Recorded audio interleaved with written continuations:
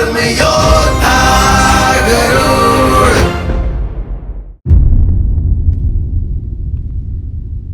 क्या हुआ गरुड़?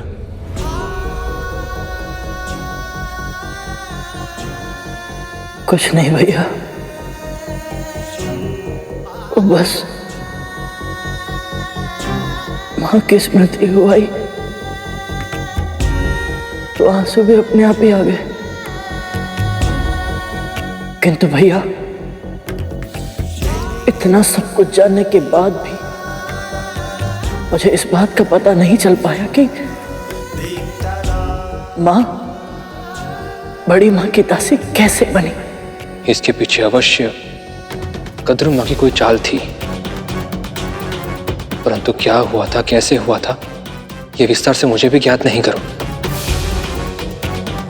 क्योंकि तब तक मैं और वासुकी हम दोनों ही तपस्या में लीन हो चुके थे। प्रभु की आज्ञा मिलते ही मैं यहां आ गया और तब से मैं यही हूं। प्रभु की साधना से जागने की प्रतीक्षा में व्याकुल, एक सतर्क सेवक की भूमिका निभा रहा। इस बीच कद्रू मां और विंता मां के मध्य क्या हुआ, इसका मुझे ज्ञान नहीं है गरुड़। शेष भैया, मैं बहुत आशा लेके यहाँ आया था। जब तक मुझे मां की दास्ता का इतिहास नहीं पता चलेगा, मैं उनका भविष्य कैसे बदल पाऊंगा, कैसे ढूंढ पाऊंगा मां को मुक्त कराने का कोई उपाय।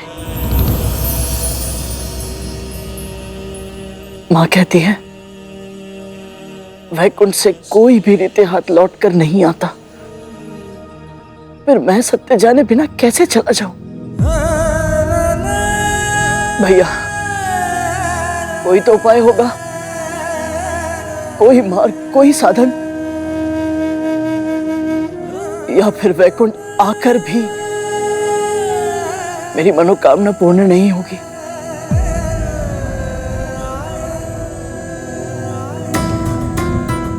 मार्ग और साधन दोनों ही तुम्हारे सामने हैं गरुड़।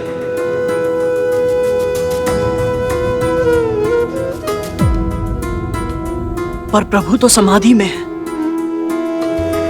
ये मेरे प्रश्नों के उत्तर कैसे देंगे?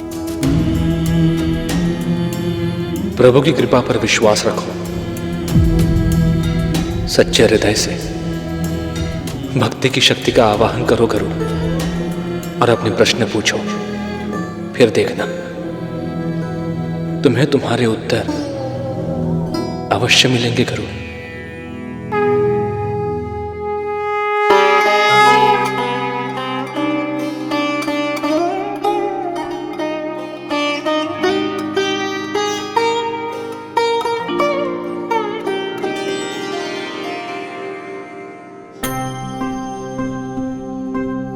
लक्ष्मीकान्तं कमलनयनं, लक्ष्मीकान्तं कमलनयनं, मातृभक्त गरुड़ा करे प्रणाम, मातृभक्त गरुड़ा करे प्रणाम। जिस माँ को मैं पूजता हूँ, उनके मन में हरि आप बसते हैं। जब सबके दुख आप हरते हैं, तब हर हर हरि कहलाते हैं। तो करो प्रभु मेरी माँ की दुखों को विराम। लक्ष्मीकान्तं कमलनयनं, लक्ष्मीकान्तं कमलनयनं, मातृभक्त गरुड़ा करे प्रणाम, मातृभक्त गरुड़ा करे प्रणाम।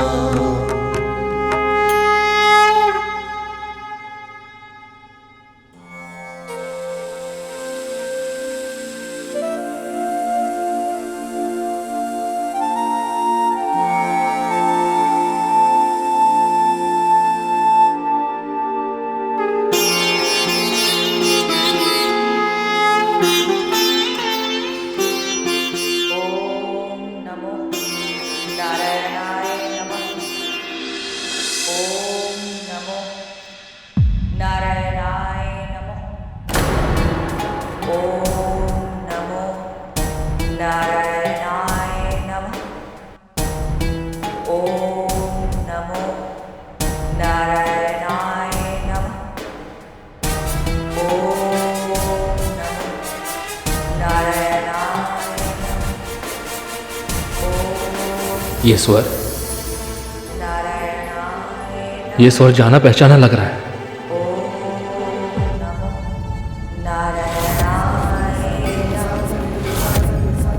ओम नमो नारायणाय नमः। एक देवी ऊंचे पहाड़ की चोटी पर विराज कर नारायणाय प्रभु की गहन तपस्या कर रही है भैया। नारायणाय नमः। ओम नमो नारायणाय नमः। ओम ये तो देवताओं की माँ है, नारायणाय अदिति माँ। ओम नमो नारायणाय नमः। ओम नमो नारायणाय नमः। ओम नमो नारायणाय नमः। मार्ग मिल गया गरुड़। विंता माँ के साथ क्या हुआ था, इसका उत्तर तुम्हें अदिति माँ के पास ही मिलेगा। किंतु भैया वो तो कठोर तपस्या में लीन है। जो कठोर तपस्या में लीन होते हैं ना, उनके दर्शन मात्र से सारी बाधाएं दूर हो जाती हैं। विश्वास रखो गरुड़, अविलंब अदिति माता के पास जाओ। जी भैया। तुम्हें देखकर कितनी प्रसन्नता हुई है कि शब्दों में वर्णन करना संभव नहीं है मेरे लिए। बस अब एक ही प्रार्थना है, शीघ्र अतिशीघ्र विंता माँ को उनके कष्टों से मुक्त कराओ और तुम्हें फिर से वैकुंठ आने का सौभाग्य मिले। मेरी भी यही इच्छा है भैया कि भगवान श्री विष्णु के आशीर्वाद से मुझे वैकुंठ आने का सौभाग्य प्राप्त हुआ तो हम दोनों भगवान श्री विष्णु और मां लक्ष्मी के दर्शन एक साथ कर पाए।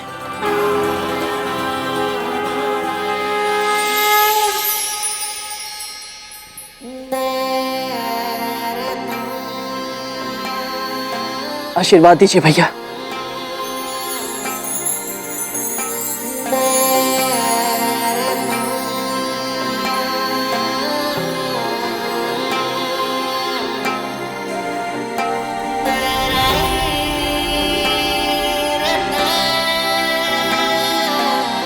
जाओ।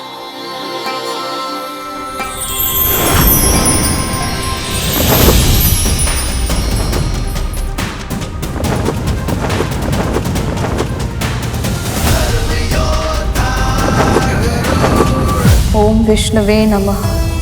ओम विष्णवे नमः। ओम विष्णवे नमः। ओम विष्णवे नमः। ओम विष्णवे नमः। ओम विष्णवे नमः। घी समाप्त हो रहा है।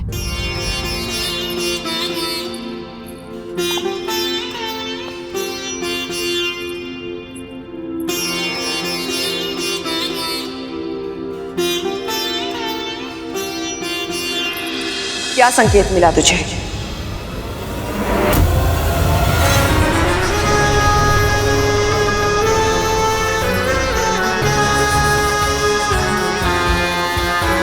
मैं जानती हूं गरुड़ के साथ तेरा आत्मिक संबंध है।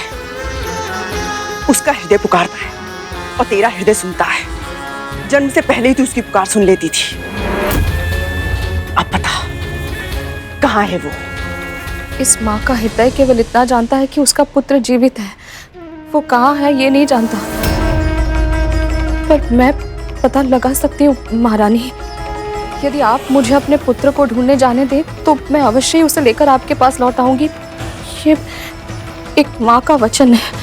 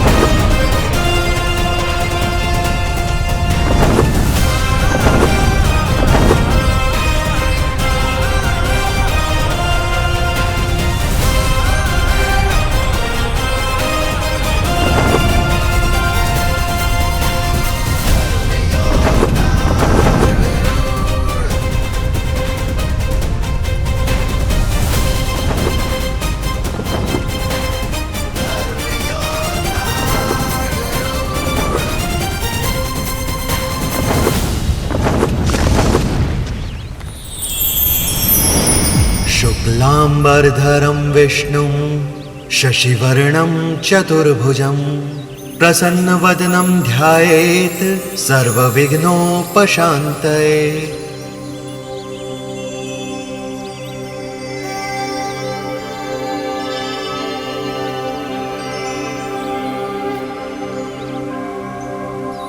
यस्य स्मरणमात्रेण जन्म संसार बंधनात् विमुच्यते नमस्तस्मै विष्णवे प्रभ विष्णवे। ॐ नमो नारायणाय नमः। ॐ नमो नारायणाय नमः। मुझे जाने दीजिए महारानी, वो अभी छोटा है, मुझे उसकी चिंता। मुझे तनिक भी नहीं हो रही है चिंता। मुझे पता है तेरे पुत्र के प्राण तुझ में बसते हैं। वो कहीं भी क्यों ना चला गया हो, वो वापस तेरे पास अवश्य आएगा। तब मैं और मेरे पुत्र मिलकर अनुशासन का ऐसा पाठ पढ़ाएंगे उसे कि वो समस्त संसार के लिए उदाहरण बन जाएगा। यदि तू उसे ढूंढने चली गई तो चिंता मेरा भाग्य बन जाएगी। क्या सोचा था तूने? ऐसा होने दूंगी मैं?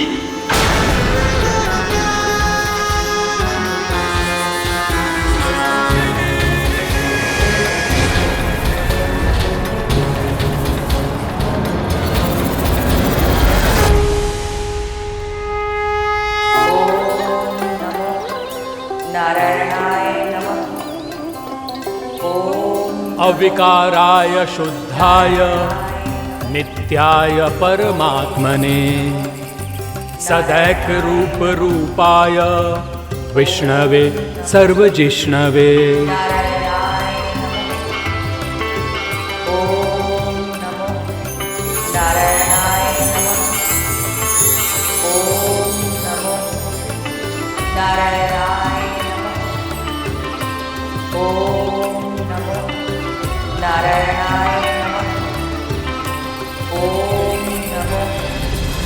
नारायणाय नमः।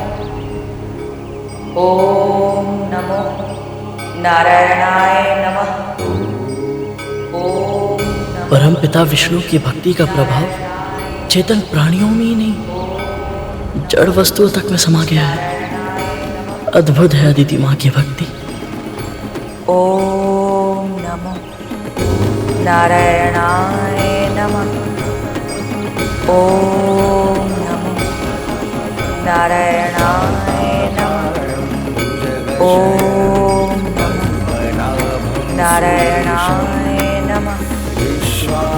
ओम नमो नारायणाय नमः। ओम नमो नारायणाय नमः। ओम नमो। तपस्या का प्रताप मुझे निकट नहीं जाने दे रहा। निश्चित ही मुझे इनकी साधना में विघ्न नहीं डालना चाहिए। नारायणाय नमः। ओम नारायणाय नमः। ओम नारायणाय नमः। ओम नमो नारायणाय नमः। अदिति माँ, आपकी इस परम भक्ति का साक्षी बनना मेरा सौभाग्य है। प्रभु का नाम केवल आपके मुख से ही नहीं, सीधे आत्मा से निकलते प्रतीत हो रहे हैं। ओम नमो। माँ कहती है कि आत्मा से की हुई पूजा ही महान होती है। अदिति माँ, आज आपको ऐसे तप करते देख मुझे माँ का स्मरण हो आया।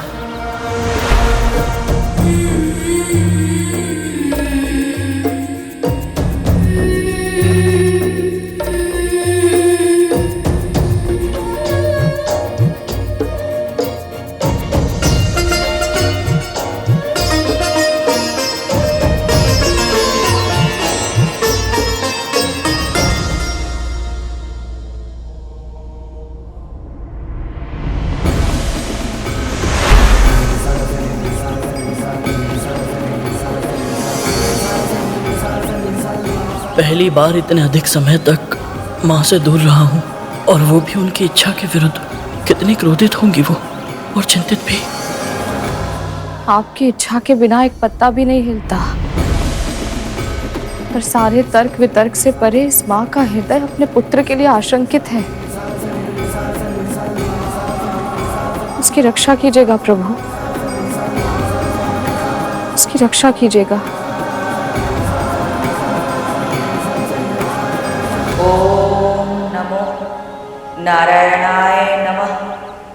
मैं अपनी माँ को एक पल के लिए भी विचलित नहीं देखना चाहता था और अब स्वयं ही उनकी चिंता का कारण बन गया हूँ। पर अदिति माँ, आपके दर्शन पाकर न जाने क्यों मेरा यह विश्वास और बढ़ गया है कि अब मैं अपनी माँ के दासत्व और अपने जन्म की पूरी कथा अवश्य ही जान पाऊंगा। मेरा मार्गदर्शन कीजिए अदिति माँ। ओम नमो नारायणाय नमः। ओम नमो नारायणाय।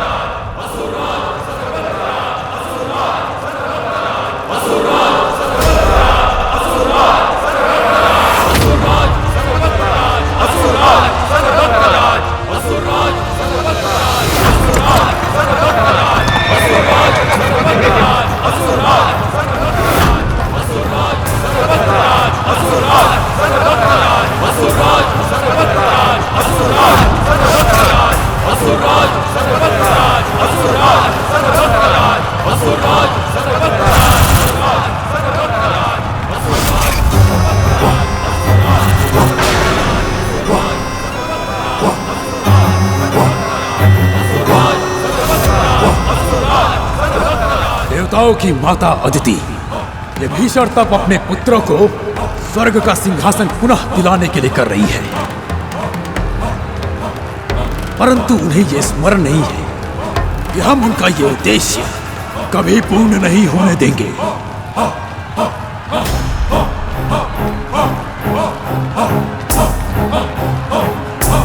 हमें उनका ये तप भंग करना है ताकि स्वर्ग ही नहीं लोक पर केवल हमारा राज हो, केवल और केवल हम असुरों का राज।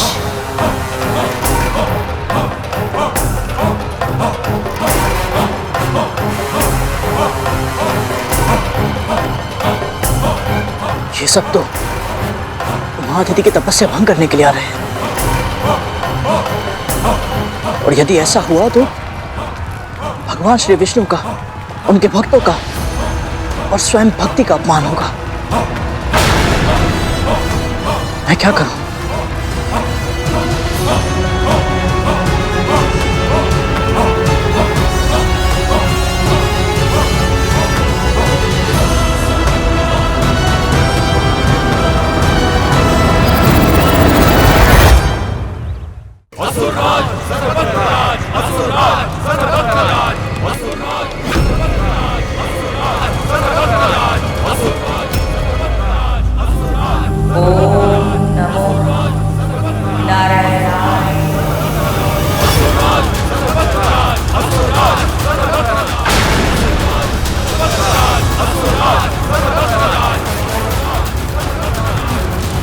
देवताओं की माता अदिति विभीषण तब अपने पुत्रों को स्वर्ग का सिंहासन पुनः दिलाने के लिए कर रही है।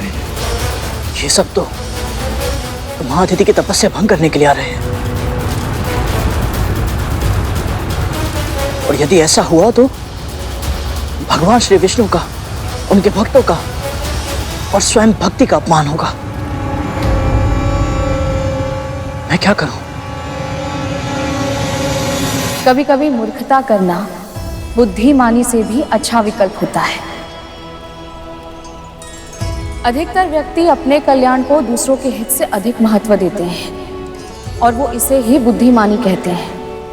किंतु जो परहित को स्वहित से ऊपर रखते हैं उसे इसका मूल्य चुकाना पड़ता है। इसलिए सामान्य जन की भाषा में इसे मूर्खता भी कहा जाता है। परंतु तुझे ये मूर्खता करनी है गरुड़। जब कभी परोपकार का अवसर आए, संभव है अन्य व्यक्ति हिचकिचाए, पर तू मत झिझकना। कोई भी कारण क्यों ना हो, तू कभी परोपकार करने से पीछे मत हटना। माँ, परोपकार का वास्तविक अर्थ क्या है और मैं अपने दिन प्रतिदिन के जीवन में इसका पालन कैसे कर सकता हूँ? स्वयं का हित सोचे बिना केवल दूसरों के हित के लिए किया गया कार्य ही परोपकार होता है। इसे निस्वार्थ भाव से करना होता है गरुड़, किसी लाभ, अपेक्षा या प्रशंसा के बिना। और हाँ, ये तेरा कर्म है, इसे धर्म की तरह करना और फिर भूल जाना। मैं अपने दायित्व से पीछे नहीं हट सकता।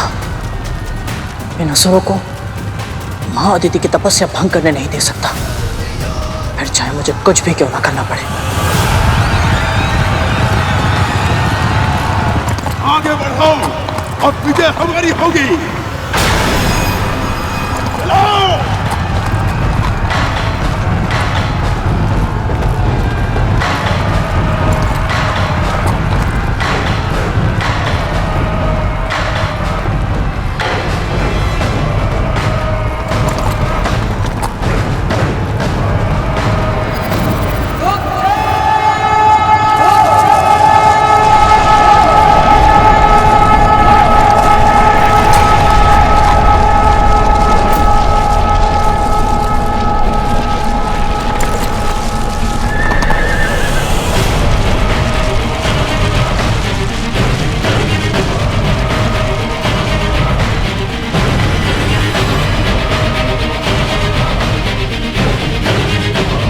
यहाँ तो कोई देवता भी नहीं है।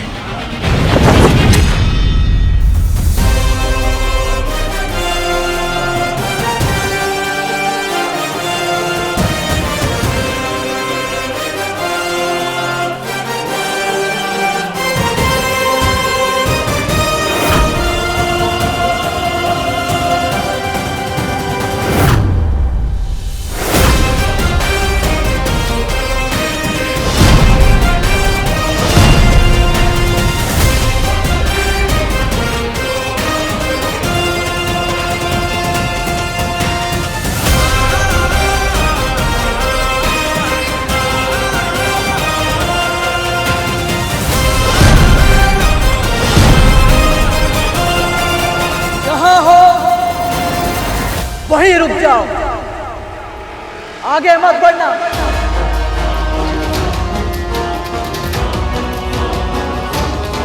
नहीं तो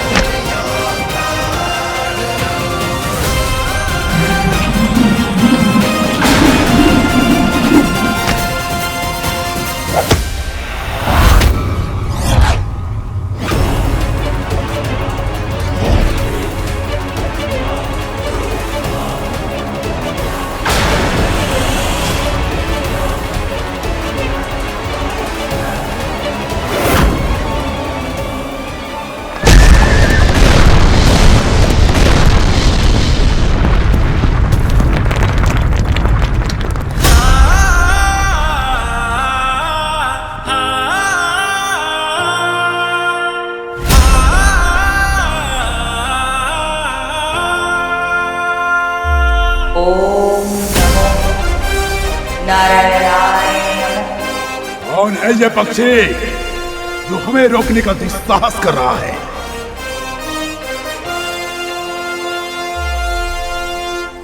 आप सभी के चरणों में ये भाला आपके प्रति मेरे सम्मान का प्रतीक है। मैं युद्ध नहीं करना चाहता, इसीलिए विनम्र अनुरोध कर रहा हूं, कृपा आगे ना बढ़े।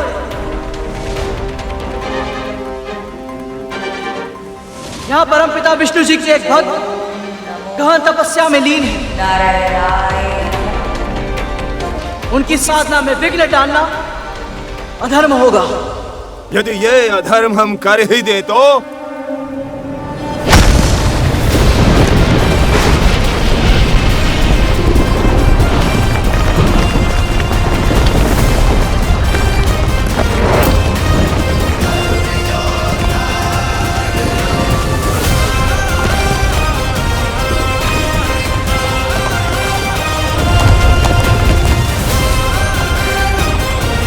यह मेरी तीसरी और अंतिम चेतावनी है।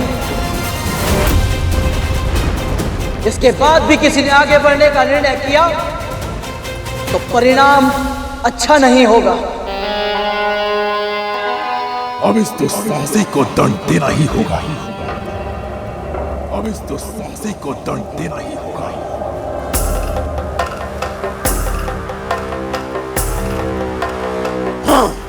सेनापति जी, बड़े बड़े देवताओं से युद्ध करके आपने उन्हें धूल चटाई है। एक पक्षी को पराजित करने के लिए स्वयं मोर्चा लेना आपको शोभा नहीं देगा। हाँ सेनापति जी, स्वयं कार्य करने वाले छोटे कहलाते हैं। बड़ा बनना है तो शत्रु तक अपना दूत भेजना होगा। वाह, क्या सुझाव है। उत्तम विचार है सेनापति जी। सही कहा माली सुमाली। अब समय आ गया है कि हम अपने शक्ति का प्रदर्शन करें। लगता है मेरा संदेश इन्होंने सुना तो, किंतु समझा नहीं। अब दूत को अच्छे से समझाना होगा।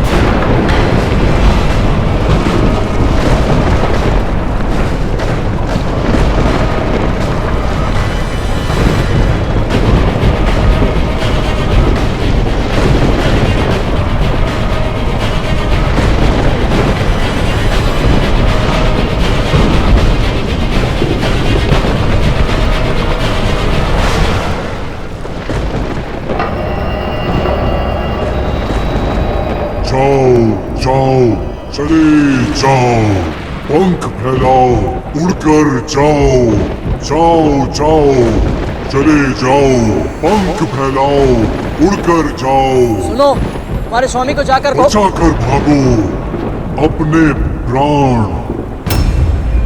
सेनापति कर रहे हैं सावधान, सुनो ध्यान से, झटपट जाओ, फिर ना मिलेगा रक्षादान। सुनो, समझो, हमारी विजय का बज रहा है गगनभेदी शंख। क्रोध से हमारे भस्म होगा, जिस पर तुम्हें है गर्व वो पंख। वो कह रहे हो मुझे शीघ्र अतिथि का तप भंग करना है, पर ये पक्षी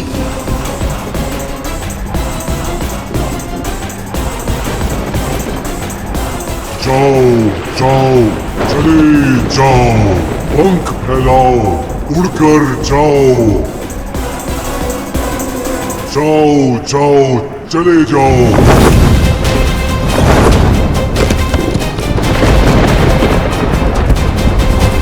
जाओ जाओ, चले जाओ, पंख फैलाओ, उड़कर जाओ, जाओ जाओ, चले जाओ। बड़े विचित्र प्राणी हो तुम। यदि ईश्वर ने बोलने के लिए एक मुख दिया है तो सुनने के लिए 2 कान भी तो दिए हैं, उनका भी प्रयोग किया करो। और दूत का कार्य केवल संदेश देना नहीं होता, उत्तर पहुंचाना भी होता है। अब तुम मेरा संदेश अपने दोनों कान से और पूरे ध्यान से सुनो। हो सके तो अपने सेनापति को भी जाके समझा देना।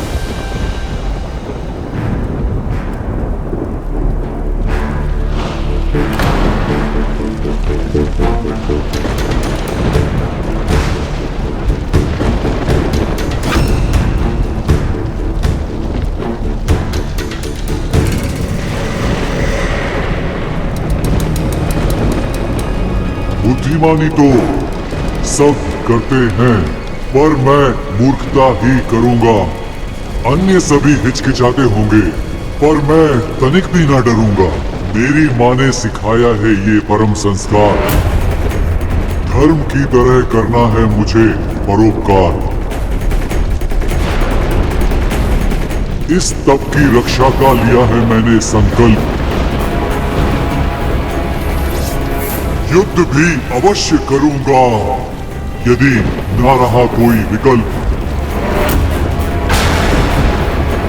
अवश्य ही ये उस पक्षी का संदेश है सेनापति जी।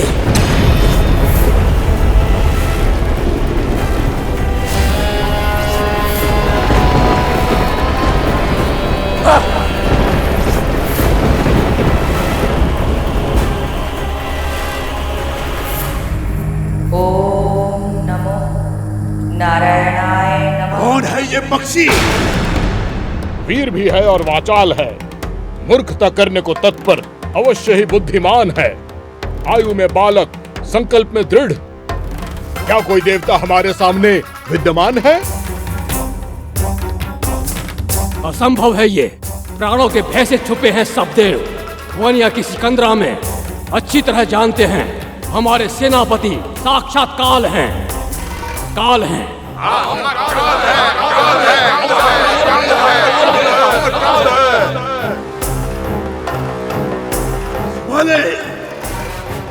अर्जित समय में की गई कर्णप्रिय बातें अच्छी नहीं होती। ये कौन है और किसके कहने पर आया है, ये हमें पता करना होगा।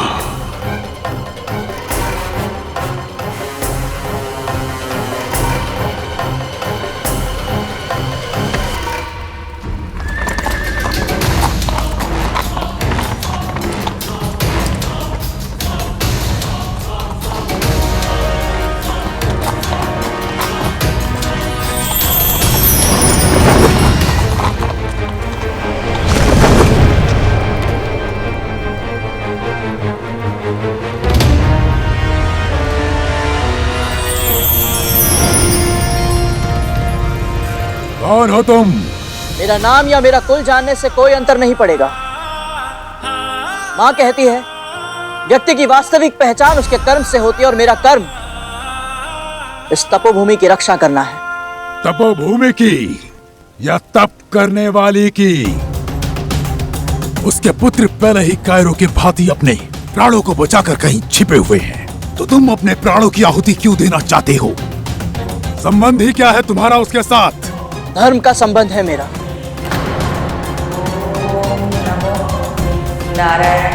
माँ कहती है धरती के कण कण में प्रभु श्री विष्णु जी का वास है। चर अचर जड़ चेतन, यहाँ तक कि सभी प्राणी भी उन्हीं का रूप है। और जब हम सब में एक ही ईश्वर का अंश है, तो हम सब आपस में संबंधी हुए ना। बड़ी कम आयु में बड़ी बड़ी बातें करना सीख गए हो तुम। मेरी माँ ने सिखाया है मुझे। माँ। अद्भुत अद्भुत। इतनी अच्छी और सुंदर बातें सिखाने वाली कौन है तुम्हारी माँ? और कौन है तुम्हारे पिता? किसके पुत्र हो तुम? फिर से परिचय पर आ गए, तो फिर एक और बात जान लो। पहले परिचय देने वाला दुर्बल कहलाता है। मेरा बल मेरे भुजाओं की शिराओं में है। तू अपना परिचय देने से हिचक रहा है। मैं देता हूं अपना परिचय। असुर सेनापति हूं मैं, महान ऋषि कश्यप और माता दीदी का पुत्र बजरंग।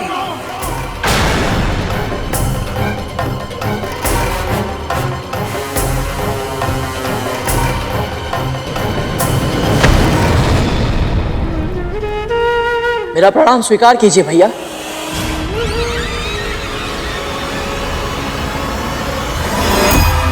भैया?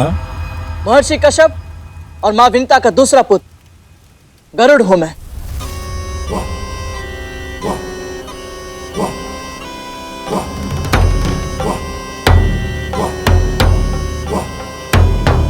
हाँ, तो हम सचमुच भाई हैं। तब तो हमें युद्ध करने की आवश्यकता ही नहीं है। भाई तो देवता भी है, फिर उनसे युद्ध क्यों? वर्षों का पैर है हमारा, जो उनके अंत के साथ ही समाप्त होगा।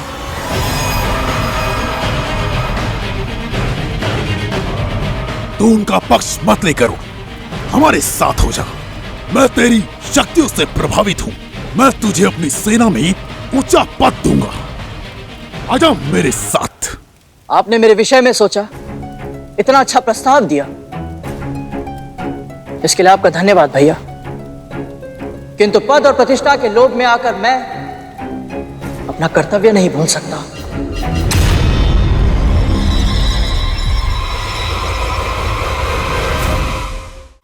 मूर्ख मत बन गरुड़। मां ने सिखाया है, कभी कभी मूर्खता करना बुद्धिमानी से भी अच्छा विकल्प होता है। और क्या लाभ होगा मूर्खता से? अपना भला सोच गरुड़। हम असुर तुझे स्वर्ग का सुख प्रदान करेंगे। स्वर्ग का। मेरा स्वर्ग, मेरा सुख मेरी मां के चरणों में ही है। यदि आपको कुछ देना ही है तो देवताओं को दे दीजिए। कभी नहीं, कभी नहीं। देवता हमारे परम शत्रु हैं, इसलिए आज हम देव माता के तप को भंग करेंगे। ओम नमो नारायणाय नमः। ताकि देवता कभी हम पर विजय प्राप्त न कर सके। भैया,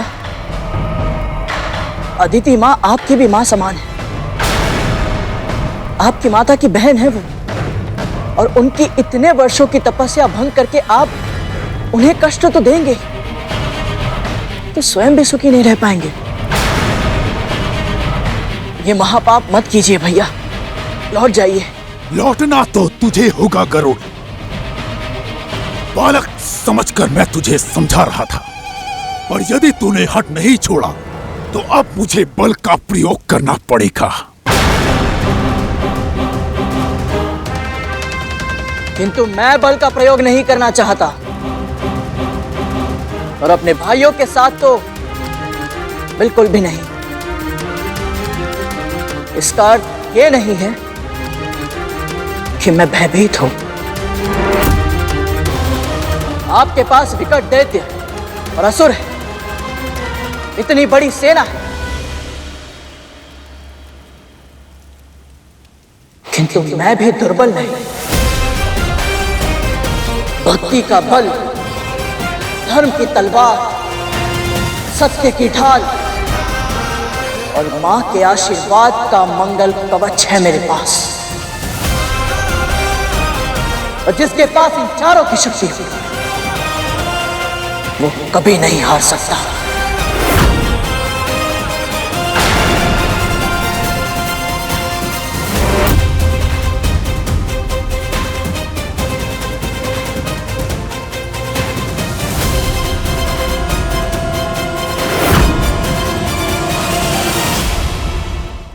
भक्ति का बल, धर्म की तलवार, सत्य की ढाल और मां के आशीर्वाद का मंगल कवच है मेरे पास।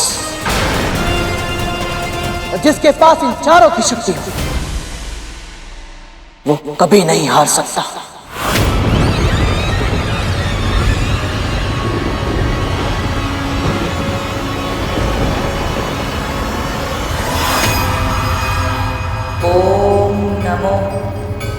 नारायणाय नमः।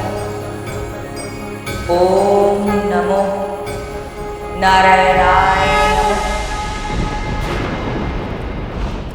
वाक्य युद्ध करना आसान है बालक, परंतु असुरों के साथ शस्त्र युद्ध असंभव।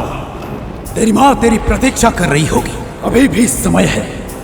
जा, उड़ जा और अपनी माँ की गोद में जाके दुबक जा। पहले ही एक पुत्र उसका साथ छोड़कर जा चुका है। यदि तेरी दुस्साहस के कारण मैंने तेरे प्राण ले लिए, तो तेरी माँ की गोद सूनी पड़ जाएगी बालक।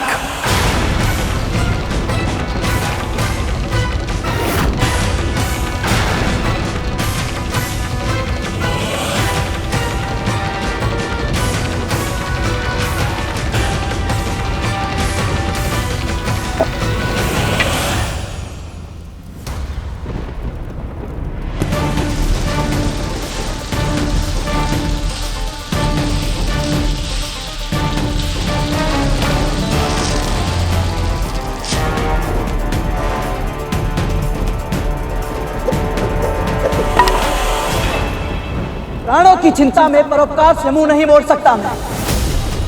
इस रेखा को ध्यान से देखो असुर सेनापति, ये मेरी मां के दिए गए संस्कारों का मान रखने के लिए है।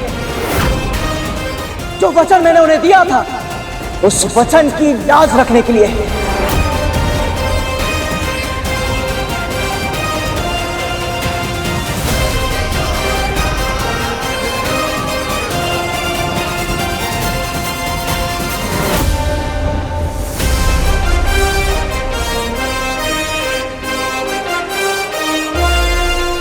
यदि आपकी सेना का कोई एक भी योद्धा मुझे पराजित करके इस रेखा को पार कर लेगा, तो मैं स्वयं अपनी हार मानकर यहां से चला जाऊंगा।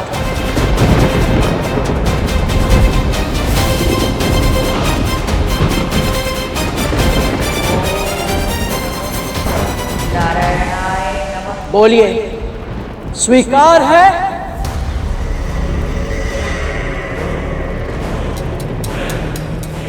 अति किसी भी वस्तु की बुरी होती है बालक, और तेरे इस अत्यधिक आत्मविश्वास ने मेरी समस्या को अपने आप ही दूर कर दिया। असुर सेना को ललकारा है तूने, और वो भी इस तुच्छ रेखा से।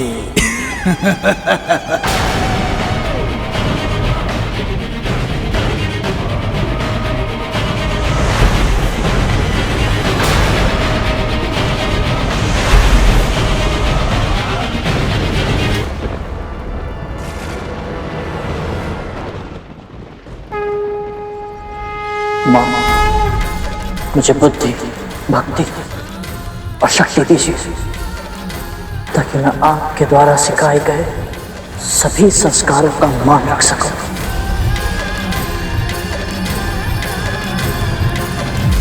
माता विंता का पुत्र गरुड़ है ये। जैसे उनका पहला पुत्र शारीरिक रूप से दुर्बल था, अवश्य ही ये मानसिक रूप से दुर्बल है। इसने हमें चुनौती दी है, हमें। यदि इसकी खींची हुई सीमा रेखा को हमने पार कर लिया, तो ये अपना पराजय स्वीकार कर हमारे मार्ग से हट जाएगा। अल्पायु में ही स्वयं पर इतना गर्व? क्या इसमें है देवताओं या विष्णु का कोई षड्यंत्र? षड्यंत्र की गंध को सूंघना वज्रांग अच्छी तरह जानता है सुमाली, पर ये पक्षी तो केवल मों मों मों के रट लगाए हुए है। इसे इसकी मां के पास भेजने के लिए हमारे साधारण सैनिक ही पर्याप्त है।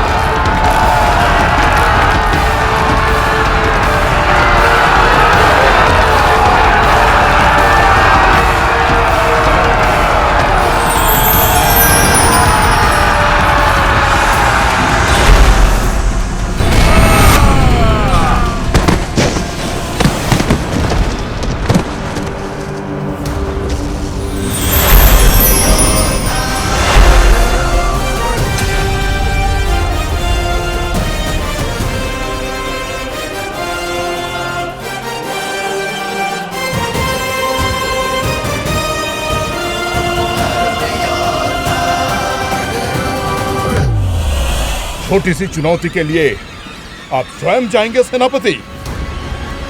हमें भी तो अवसर दीजिए। आप ही ने तो कहा था कि वो मंदबुद्धि बालक है, हम निपट लेंगे उससे। साम दाम दंड भेद जो आवश्यक होगा सबका प्रयोग करेंगे, पर किसी भी मूल्य पर आपके मार्ग की बाधा को हटा कर रहेंगे। इतनी देर हो गई, ये सब तो आपस में ही चिंतन किए जा रहे हैं।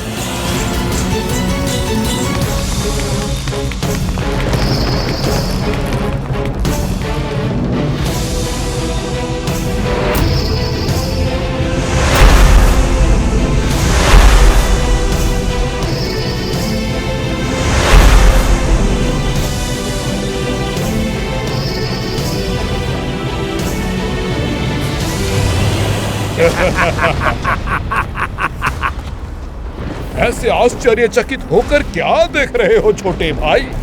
हम तुम्हारे लिए भोजन लाए हैं। ना जाने कब से प्रहरी बने बैठे हो, ना कुछ खाया है और ना कुछ पिया है, इसलिए तो तुम्हारे लिए ये भोजन लाए हैं। लो, अच्छे से खाओ और अपनी भूख मिटाओ। फिर तुम आराम से अपनी माँ की संस्कारों की कथा सुनाना। हम अपनी माँ की बातें कहेंगे, तुम अपनी माँ की बातें बताना।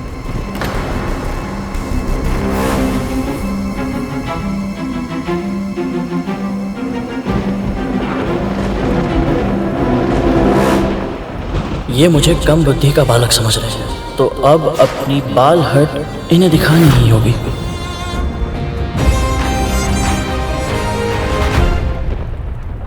भोजन, आप दोनों का बहुत बहुत बहुत धन्यवाद। आपको पता है, मुझे बहुत समय से भूख लगी थी और ये भोजन तो दिखने में इतने अत्यधिक स्वादिष्ट है, तो स्वाद भी अच्छा ही होगा। अवश्य अवश्य। किंतु क्षमा करें, वो क्या है ना कि ये भोजन मैं ग्रहण नहीं कर सकता। हाँ? आप कृपया काम करें, आप ये भोजन उन्हें दे दीजिए जो इसे खा सकते हैं। हाँ?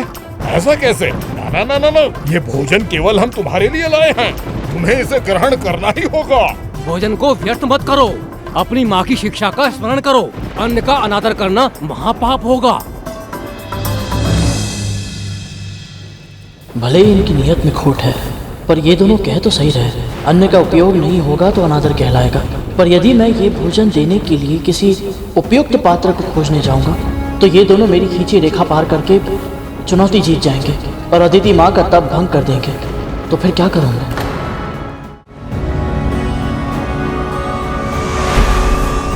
इस संसार में अनेक ब्रह्मांड हैं गरुड़, और प्रत्येक ब्रह्मांड में ब्रह्मा, विष्णु और महेश भिन्न भिन्न समय पर प्रकट होते हैं। इन त्रिदेवों से अधिक महत्वपूर्ण स्थान है आदि शक्ति, सर्वशक्ति माँ ललिता का। ये वो पराशक्ति हैं जिनसे परे कुछ भी नहीं, और गौ माता उन्हीं माँ ललिता का प्रतीक है जिनमें 33 कोटि देवी देवताओं का वास होता है। इसीलिए तो इन्हें भोजन कराना सबसे बड़ा पुण्य होता है पुत्र।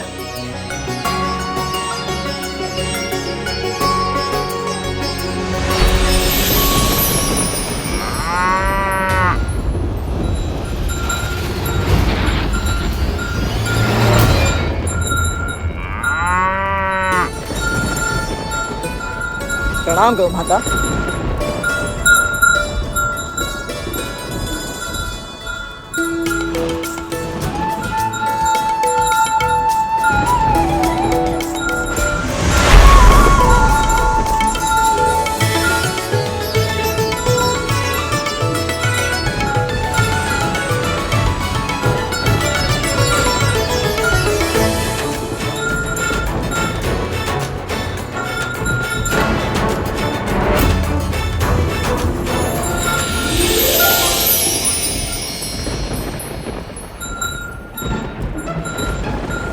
हे गौ माता, मेरे असुर भाइयों की ओर से ये स्वादिष्ट भोजन ग्रहण कीजिए। और इन्हें अपने हृदय से आशीर्वाद दीजिए। दीजिए माँ। उपहार में दिया तुझे जो तूने उसका दान किया। हमारे दिए भोजन का इतना भीषण अपमान किया। अरे अरे बड़े भैया, आप दोनों तो व्यर्थ ही क्रोधित हो रहे हैं। मैंने तो आपका दिया हुआ भोजन उन तक पहुंचाया जो इसे खाते हैं। ऐसा भोजन मैं नहीं खाता ना। तो क्या खाता है तू?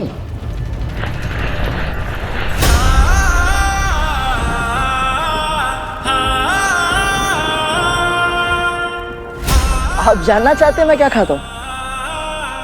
कुछ भी ऐसा जो 2 या 4 पैरों पर चलता हो, जिसमें प्राण हो।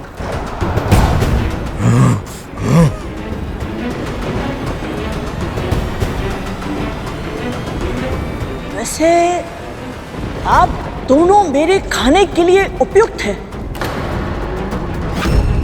हाँ, तो बोलिए, दोनों में से पहले किसे खाओ?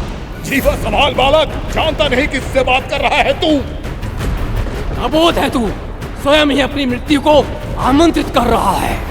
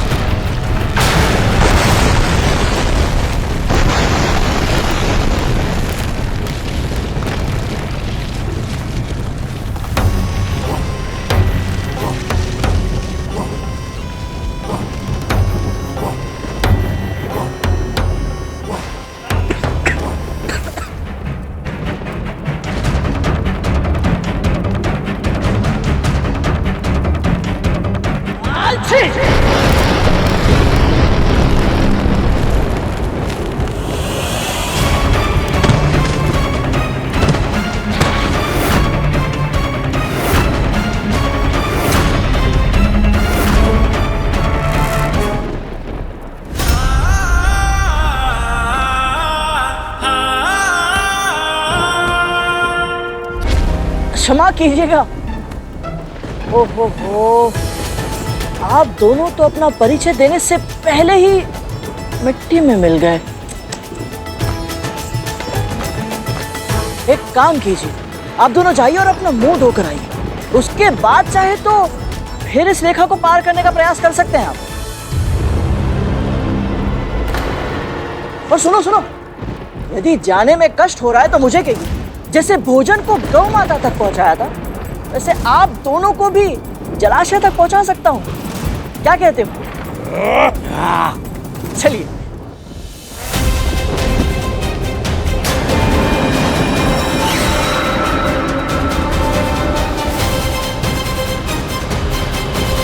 ये माली सुमाली भांति भांति के यत्न प्रयत्न कर उस पक्षी को उड़ाने गए थे।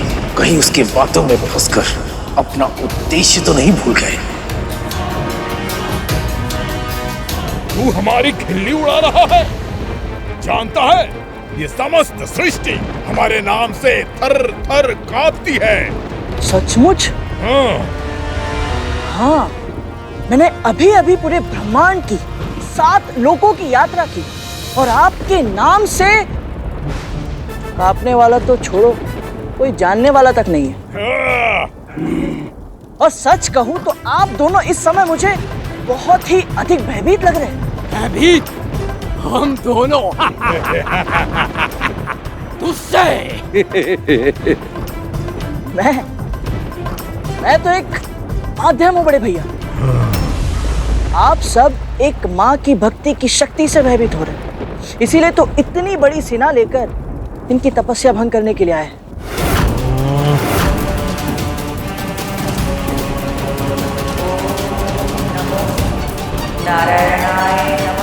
यदि अब भी ठीक से समझ में नहीं आया तो समझ लीजिए, चाहे कुछ भी हो जाए, मैं आपका ये कुटिल उद्देश्य पूरा नहीं होने दूंगा। बहुत बोल चुका है तू, अब देखते हैं कि तू हमें कैसे रोकता है। तेरी चुनौती में तुझे ही हराएंगे और तू बालक की तरह रो देगा।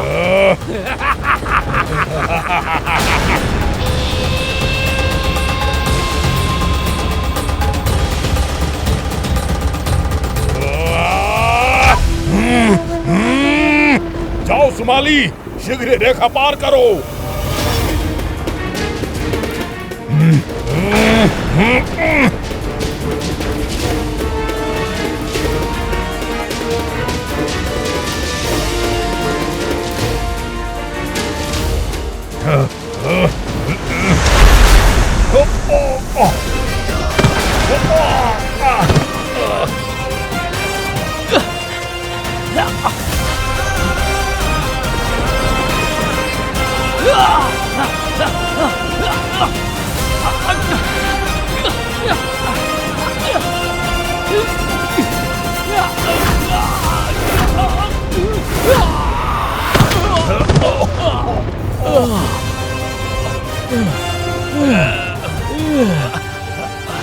सुमाली, हम दो हैं और ये एक है। मैं इधर से जाता हूँ, तू उधर से जा।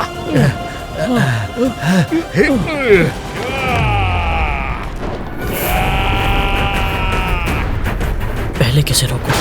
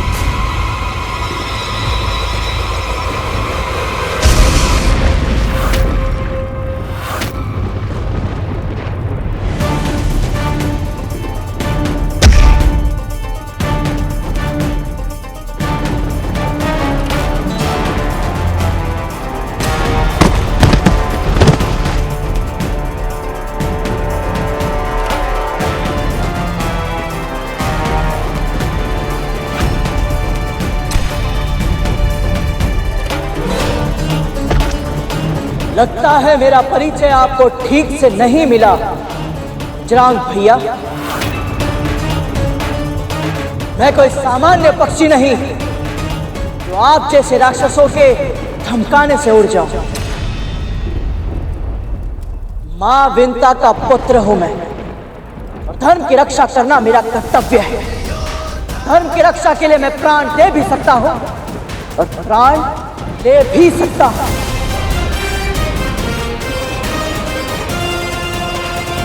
किंतु अपने कर्तव्य से पीछे नहीं हट सकता। आपको जो करना है कीजिए, जितने योद्धा भेजना है भेजिए। तो जब तक मेरे तन में रक्त की एक भी बूंद है, इस रेखा को कोई पार नहीं कर सकता।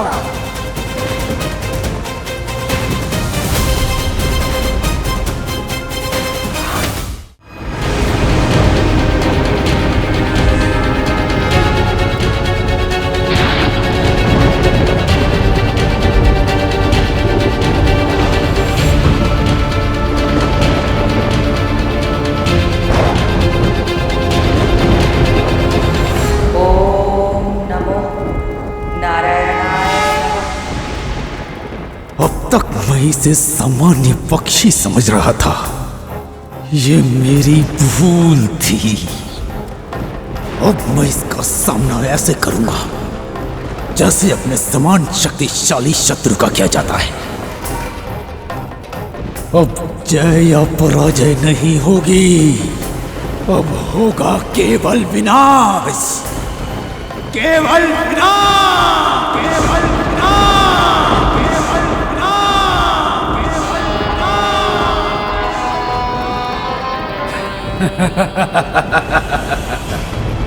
आज तक मैंने किसी पक्षी को अपना आहार नहीं बनाया। अब मैं इसके कोमल मांस का स्वाद चखूंगा। तुम सब भी खाना। इसका विशालकाय तन हमारी भूख मिटाने के लिए पर्याप्त है। अग्निमुखम, जाओ और इस पक्षी को भूनकर मेरे समक्ष प्रस्तुत करो। और हाँ, अच्छे से पका कर लाना। जो आज्ञा सेनापति जी। असुर सेनापति वज्रांग की, असुर सेनापति वज्रांग की, असुर सेनापति वज्रांग की, असुर सेनापति वज्रांग की।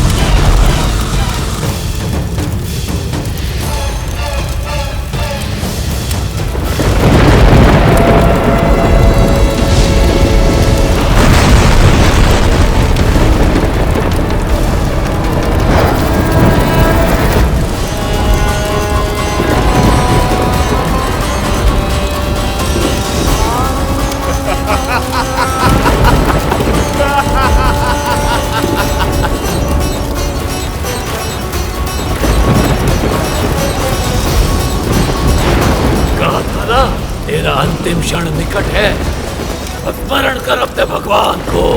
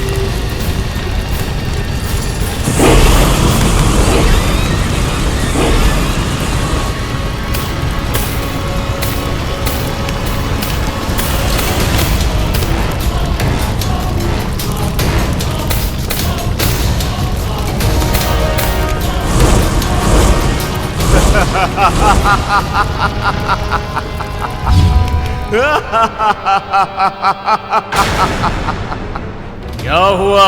पंख जल गया पक्षी? त्वचा को कष्ट पहुंचा? इस कष्ट को अनुभव कर और सोच कि जिसकी एक सांस तेरी ये स्थिति कर सकती है, उसे क्रोध आ गया तो तेरा क्या होगा? अभी भी समय है पक्षी, उड़ जा यहां से और अपनी जान बचा ले। मैंने प्रण लिया है कि मेरी अंतिम सांस तक इस तपोभूमि की रक्षा करूंगा। तो फिर अब तू अंतिम सांस लेगा इसी क्षण।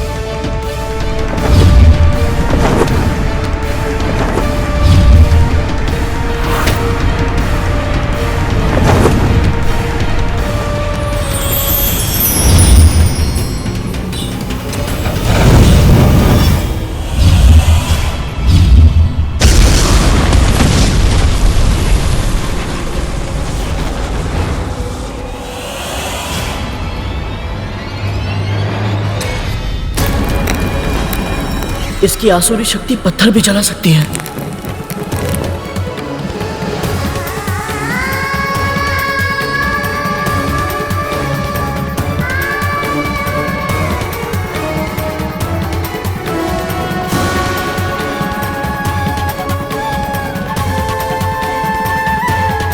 इस राक्षस की अग्नि से तापमान बढ़ रहा है, कहीं अदिति माँ की तपस्या भंग ना हो जाए। इसे बचाने के लिए तूने अपने हाथ जला दिए। अब फंस गया तू।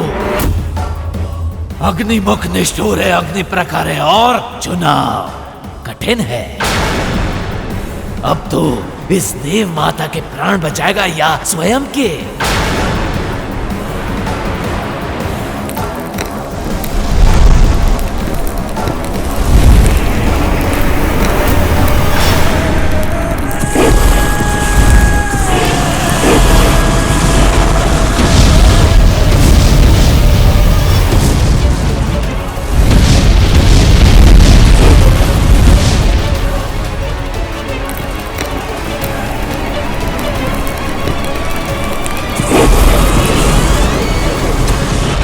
हे परमपिता, मैं क्या करूं? यदि मैं अदिति माँ की रक्षा नहीं कर पाया तो माँ को अपना मुख कैसे दिखा पाऊंगा? और यदि मैं ही जीवित नहीं बचा तो फिर कभी अपनी माँ से नहीं मिल पाऊंगा, उनके चरण छूकर आशीर्वाद नहीं ले पाऊंगा। तू कहाँ है गरुड़? माँ तेरी स्मृति में व्याकुल है, हर पल तेरा स्मरण करती है। तेरी प्रतीक्षा में आंखें द्वार पर लगाए बस देखती रहती है कि तू कब आएगा।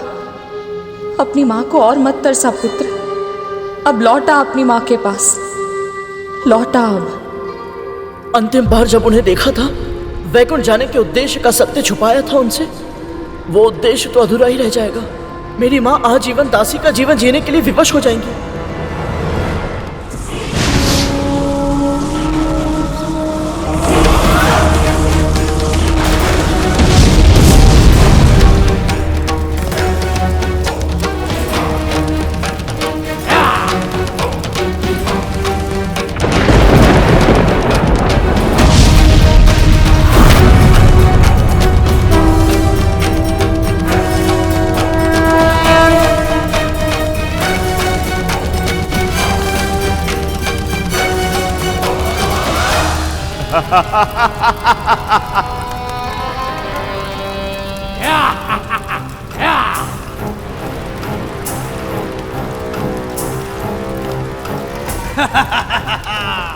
उत्तम, अति उत्तम अग्निमुखम, तुमने अपने शत्रु का सर्वनाश कर दिया, अपनी उपयोगिता सिद्ध कर दी तुमने।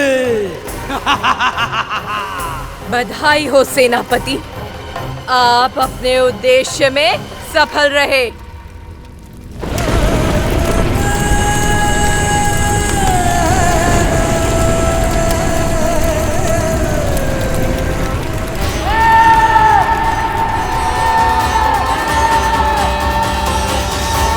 हे नारायण, मेरे गरुड़ की रक्षा करना।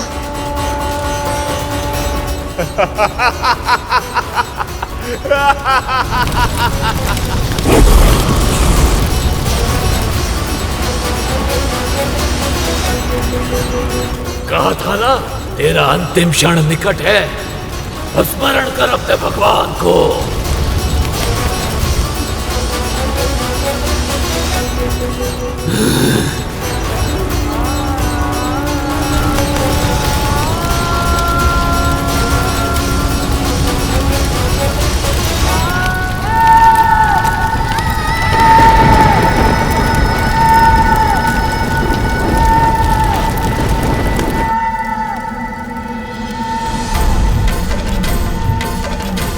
गरुड़,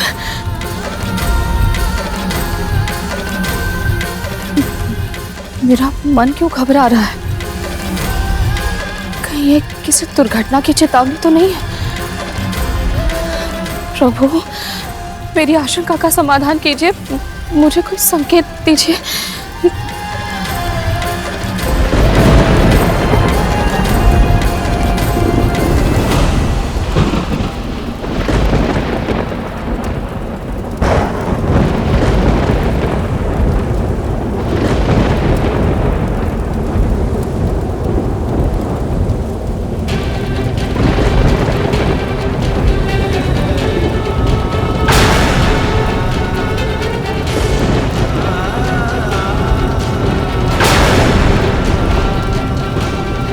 हे प्रभु, ये क्या संकेत है?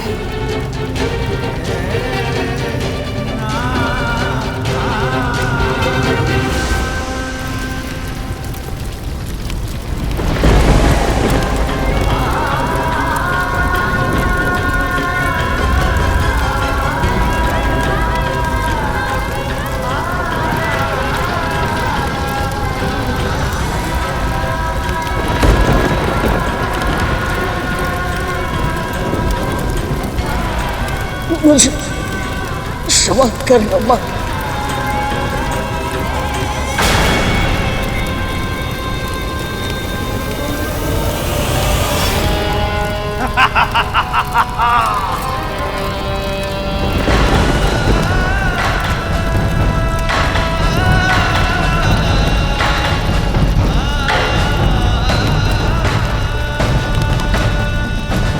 आसुरी शक्ति की जय हो। आसुरी शक्ति की जय हो। आसुरी शक्ति की जय हो।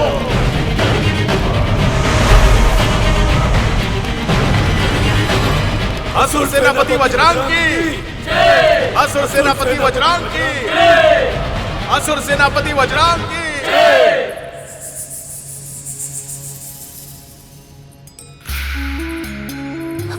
महारानी, अच्छा किया तू आ गई।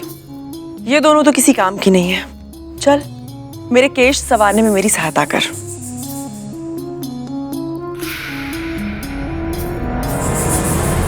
महारानी, मुझे लगता है गरुड़ के साथ कुछ अनहोनी हुई है। क्या हो गया? उसके प्राण पखेरु उड़ गए क्या? दीदी,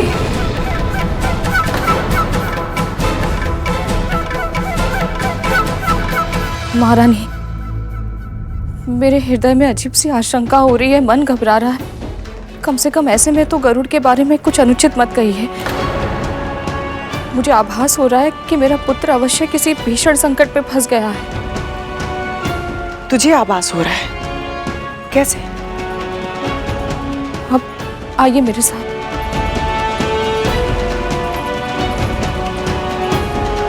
मैंने भूमि पर अपनी उंगली से उसका चित्र बनाया था। मिट गया। वायु चलेगी तो मिट्टी तो उड़ेगी ही ना। भूमि पर बना चित्र मिटना स्वाभाविक है।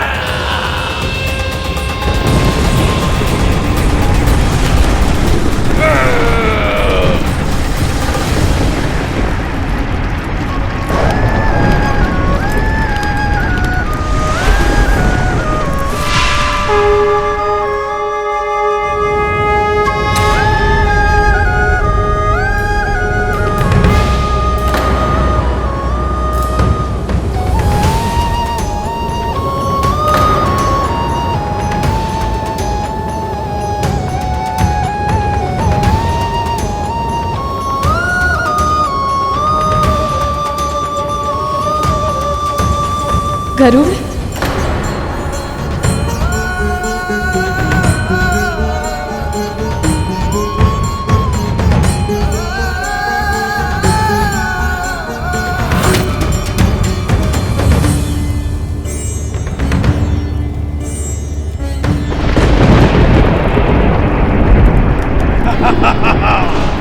असुरी शक्ति की जय हो।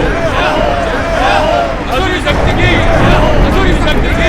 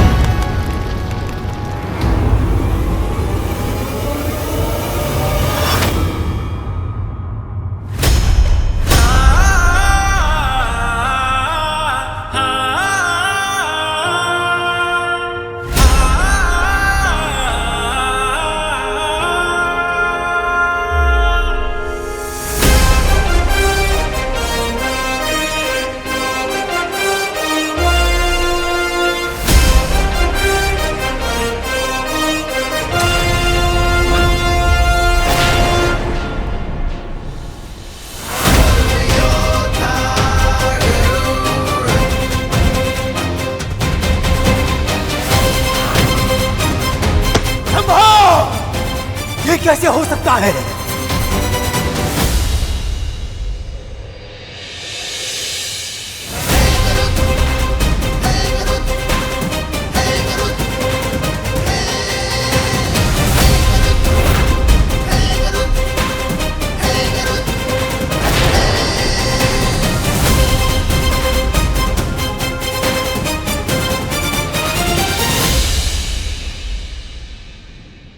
कहा था ना मैंने, मां विंता का पुत्र हूं मैं। धर्म की रक्षा के लिए प्राण दे भी सकता हूं और प्राण दे भी सकता हूं। जब तक मैं अपना वचन पूरा नहीं कर देता, अपनी मां को दास्ता से मुक्त नहीं करा देता, तब तक मृत्युराज यम भी मेरे प्राण हरण नहीं करेंगे।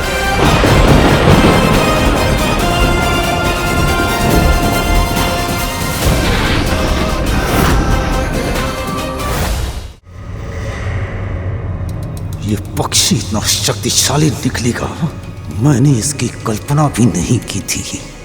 अवश्य ही पंच तत्वों पर नियंत्रण प्राप्त है इसे, तभी तो अग्नि भी इसे नहीं जला पाई।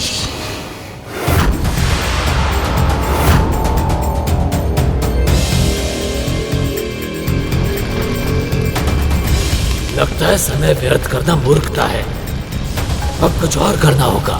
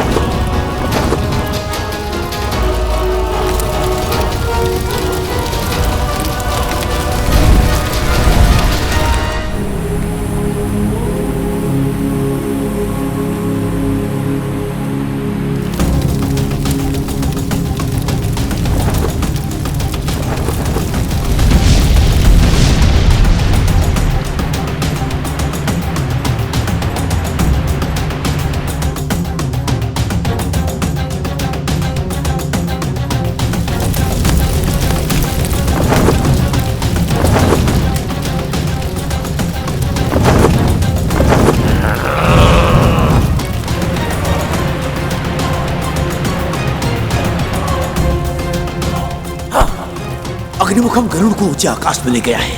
यही सही समय है असुरो, जाओ लक्ष्य को प्राप्त करो, उस सीमा को पार करो, जाओ।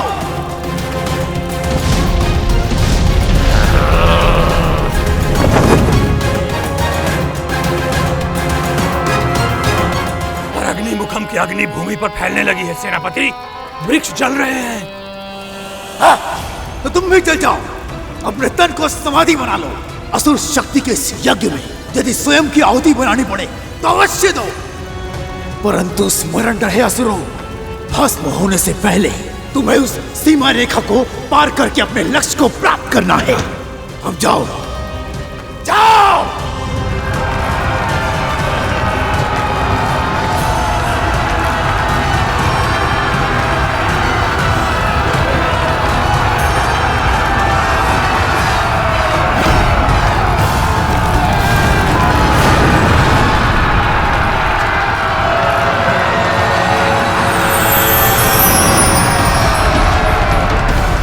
यदि मैं नीचे जाकर असुरों का सामना करता हूं तो अग्निमुखम आकाश से उड़कर अदिति मां की तपस्या भंग कर देगा,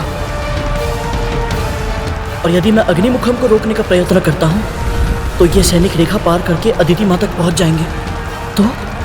तो मैं क्या करूं?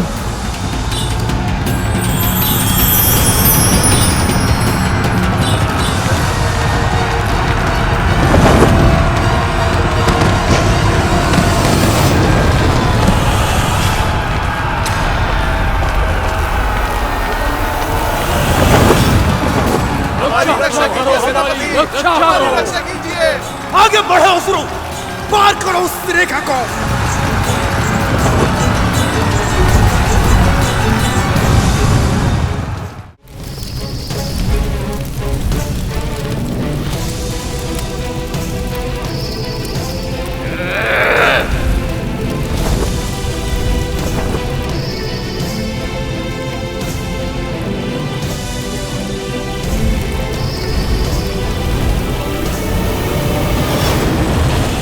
मान लो अग्निमुख, तुम मुझे पराजित नहीं कर सकते।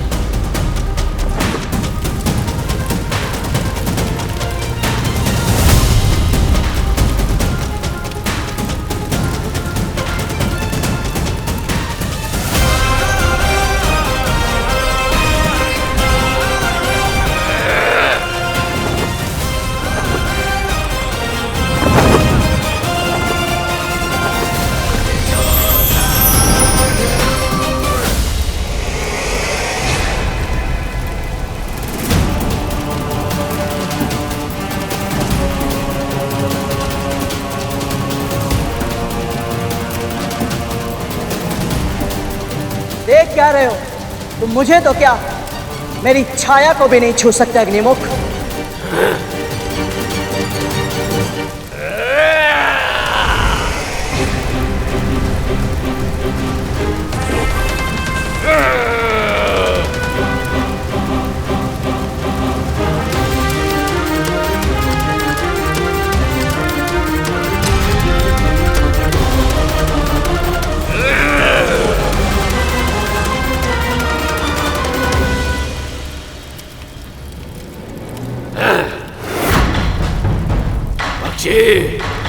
मैं वो अग्नि हूं जिसे जल भी बुझा नहीं सकता।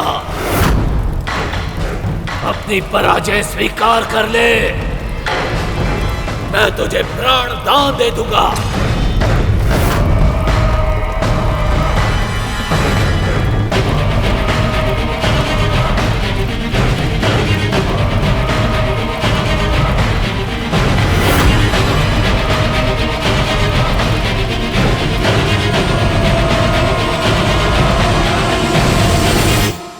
पक्षीराज गरुड़ के साहस भरे कारनामे देखने के लिए चैनल को सब्सक्राइब करें और साथ ही बेल आइकॉन दबाना न भूलें।